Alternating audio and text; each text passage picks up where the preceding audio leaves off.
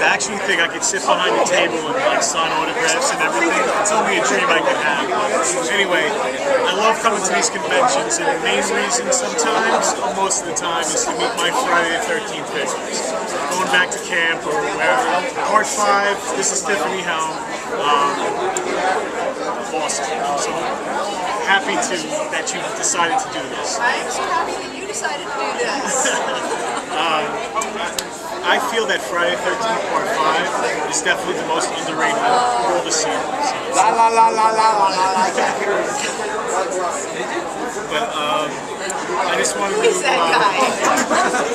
There's like a dance sequence that you do in the movies, which is kind of like got a cult following kind of thing. Can you just tell us a little bit about it? Like, you into like the music that we do? It's kind of like a techno rave kind of thing. So. Well, I mean, that dance is what I did at the wasn't the way they had originally written the scene was she was supposed to be this kind of Pat Benatar type doing these like, I don't know, tight body aerobics or something, and it's like going with her legs in the air, you know, and it comes in and cuts her in the middle. And when they would make him lift me up that way, you know, Red saw me and he says, "So we're gonna get freedom sports, so we're gonna try something new." And because I tried doing like a dance like they wanted, and it's like it wasn't working. That's not what I did. That's what I did. And I started doing that, and they really liked it. And they're like, "Okay, you should do this." And it just, I don't know. Again, I was able to have some creative input on it. It worked. My only regret was that I wanted to die next to a picture of Sid Vicious. It was like, because I had decorated that for Sid.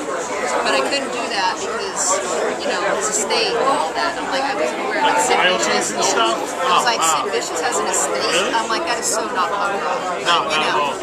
I love that you even said punk rock because I am a punk rocker at heart. I love it. My favorite band, one of them is the Jones, coming from New York, you know.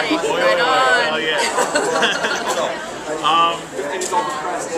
Now, after all these years, you know, this is like 20 years ago that this movie came out, almost like more than that. What made you decide to start doing it? To come here? Yeah. I did a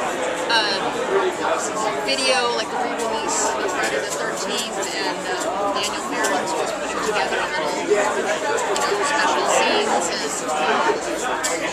when I went out to meet him and do the interview, his crew kind of tuned me into people doing this dance, and they showed me this stuff on YouTube of people doing this dance, and I was like, I'd heard of these conventions and stuff, and I never thought there was any interest, but then when I, you know, as they say, mimicry is the highest form of flattery, I was like, oh, maybe somebody would want to meet me.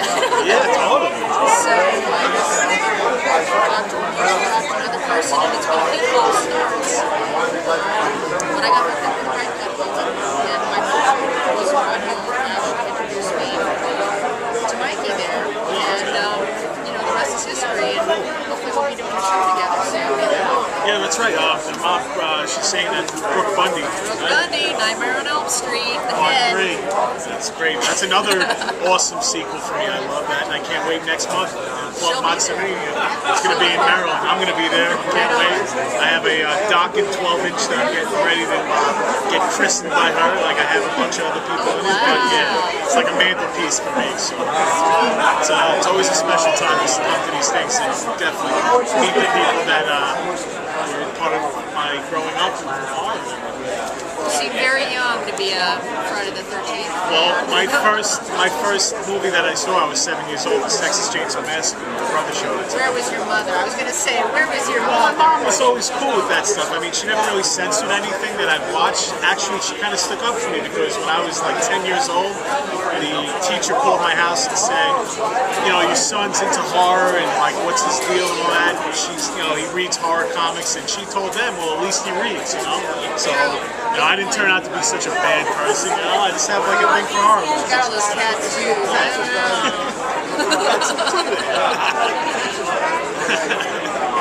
But I do appreciate your time, Tiffany. Thank you so much. And that's for Damn Society. Thank you. Awesome.